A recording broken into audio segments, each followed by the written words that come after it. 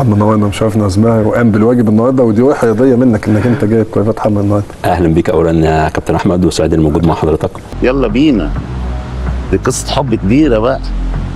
انه هو صاحب الزمالك يغير في النته ليه؟ اقول لك نقطه، هو كل فريق عنده كام طقم؟ 3 واحد اساسي واثنين احتياطي. اوكي، انا هلبس السكند اوتفيت بتاعي. زيرو ده قال ايه بعد الماتش؟ طب ما اعرفش الاحترام المتبادل. اتمنى الرساله تكون وصلتكم. طيب يبلع لسانك. اصل ده مش الملعب كله، لانه ماشي في ملعب ما فيش فيه لعيبه بتقابله. ولو كانت جت جون يا كابتن كانت الدنيا والتحفيل ما كناش خلصنا. بس يا ابن الجزمه عسليه. يعني ال10 دقايق لو الجونين جم بتوع عدي الدباغ وناصر ماهر اتغيرت الصوره تماما، ونوفرو ده بقى عالمي وعبقري وما فيش زيه. مفيش فايده، مفيش فايده. الاربع خمس ايام اللي فاتوا فيهم حاجات غريبه شويه على النادي الاهلي. الصبر اللي عندك يا رب. لكن انا افهم كاعلام لما بتيجي تشكر عضو سابق في المجلس ما ينفعش تستثني فرد منهم. انت مال اللي خلفوه. واقصد في ذلك موضوع الكابتن حسام غالي. ولا انا عفاريت الشياطين كلها بتنطط في وشي وتوشوش لي. الكابتن خطيب مقابلات للمرشحين المحتملين.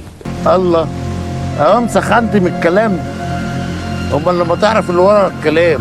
ايوه، مرشحين محتملين دي في اختيار مجلس وزراء.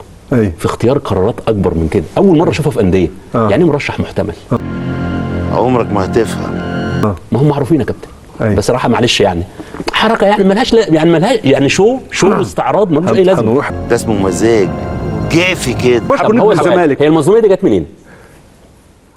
جت من انت كنت موجود في وقت قلت تبرير.